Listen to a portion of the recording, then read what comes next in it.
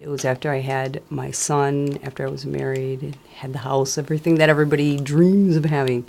And it was fine and it was wonderful. And we never know, I guess, I was just having this conversation last night. We never know, like, when something is going to come in our life, at what time or what it is to make us say, okay, do or die. This is your time.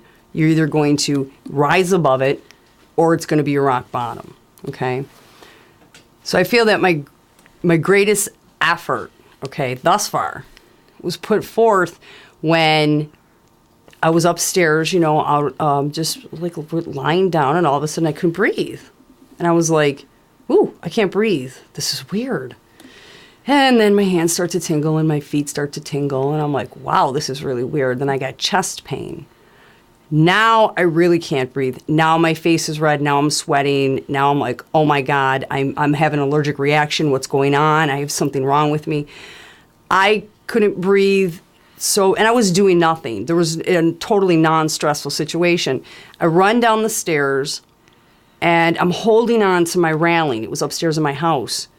I was then married to my husband. And I couldn't even, like, I was gasping. I'm like, call 911, call, like this.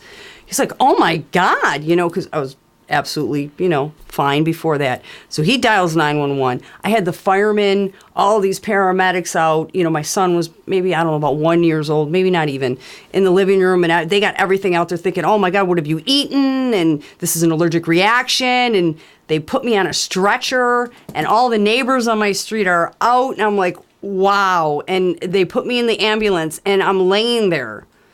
And I remember I looked up and I was like, wow, this is anxiety. And I knew exactly what it was, but when you realize in your head, like, oh, this is happening to you. And so I was just quiet, went to the hospital, laid in the bed, whatever they were going to do.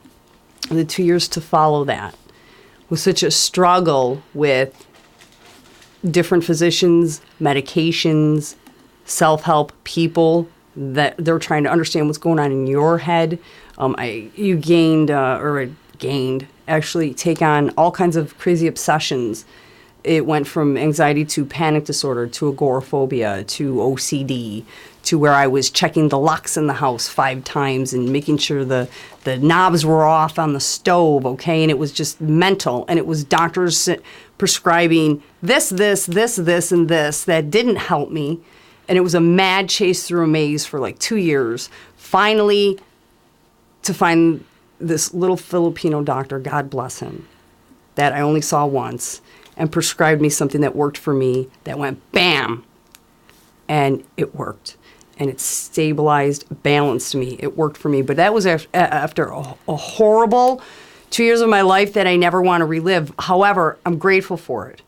So when you talk about put your greatest effort forth, I look back at that and I remember times, and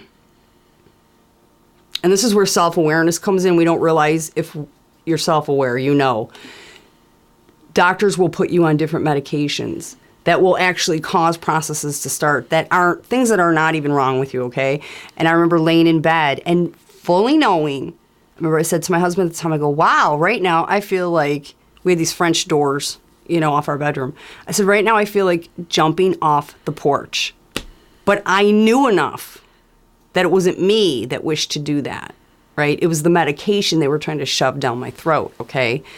And so self-awareness is important. Now, that whole 2 years of experiencing, I'm going to say medication-caused psychological issues, because that's all I know what to call it. Because when you have anxiety or panic disorder, it's this or it's that.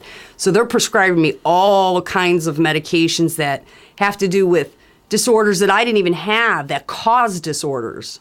You know, it got to the point that it was so bad that all I could do was lay on the couch. This was literally my existence. Lay on my couch and breathe. 24 hours. Deep relaxation breathing literally saved my life. But that was my existence. Laying on my couch and breathing and just making sure that I was breathing correctly. That was my existence. And I look back at that and I look at myself now to think that I couldn't walk outside of my house or be alone and I couldn't put my hand outside my door to get my mail because it petrified me. I couldn't walk past my driveway, let alone out my own door. Isn't that crazy? So I look now and I go, you don't realize how much you grow as a person and how much you learn. And so to me, my greatest effort is getting past that.